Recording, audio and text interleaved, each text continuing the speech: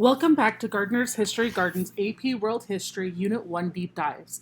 This is the podcast that explores pivotal moments, extraordinary places, and historical figures that have shaped the world we live in today. I am your host, and today we'll explore one of the most influential centers of learning and knowledge in the medieval world, the House of Wisdom in Baghdad.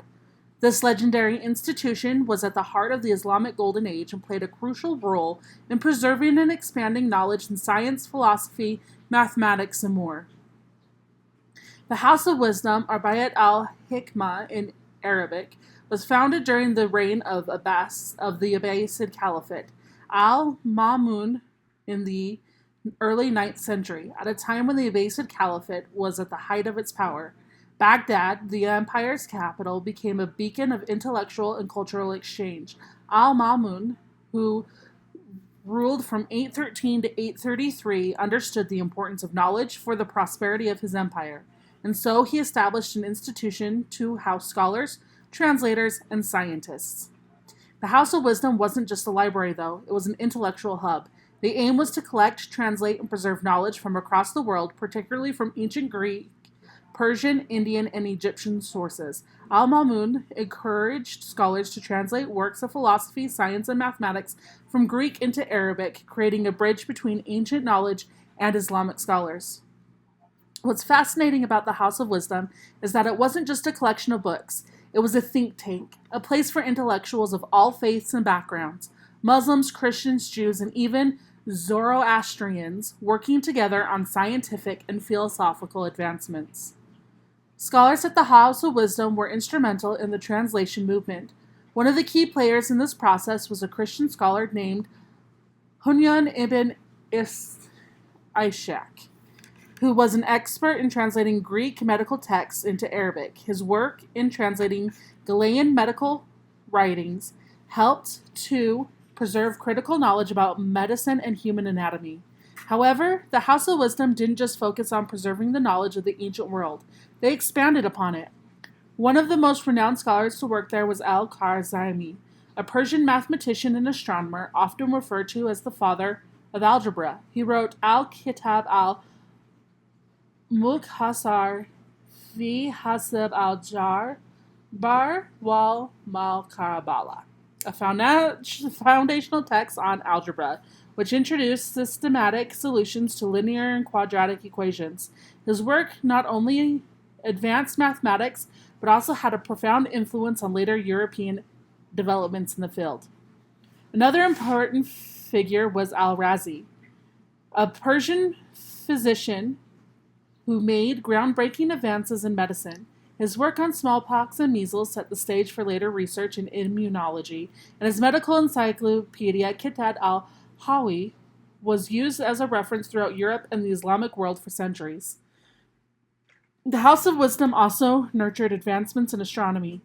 Scholars like al-Battani, one of the most influential astronomers of his time, were able to refine Ptolemaic theories and make new observations about the stars and planets. Al-Battani's calculations on the length of the year were more accurate than those of the ancient Greeks, and his work helped lay the groundwork for later developments in astronomy during the Renaissance. These scholars didn't just work on theory, many conducted hands-on experiments contributing to innovations in chemistry, optics, and medicine. In fact, Ibn al-Hazm, one of the most important scientists to come out of the House of Wisdom, is known for his work on optics and his scientific method, which would heavily influence later figures like Galileo and Newton. Aside from the scientific and mathematical innovations, the House of Wisdom also contributed greatly to philosophy. The scholars of the House of Wisdom were deeply engaged with the works of ancient Greek philosophers, particularly Aristotle and Plato. These texts were translated into Arabic and studied by Muslim philosophers such as Al-Farabi and Ibn Sina. Al-Farabi, known as the second teacher after Aristotle, was instrumental in blending Greek philosophy with Islamic thought, shaping a school of thought that influenced both the Islamic world and Europe. His commentaries on Aristotle were widely read, and his lasting impact on both Islamic and Christian philosophers during the Middle Ages. Ibn Sina, one of the most famous philosophers and physicians of the Golden Age, also worked on the House of Wisdom. His book, The Canon of Medicine, was an influential medical text in both the Islamic world and Europe for centuries, and his contributions to philosophy, particularly his work on metaphysics, continue to be studied today. In addition to philosophy, the House of Wisdom was also a center of linguistic study. Scholars developed advanced methods of Arabic grammar and rhetoric, and the Arabic language itself was shaped by the intellectual activity at this institution. Despite its incredible achievements, the House of Wisdom faced a tragic end. In 1258, the Mongol Empire, under the leadership of Hulagu Khan, sacked Baghdad. This event marked the end of the Abbasid Caliphate and the destruction of the House of Wisdom.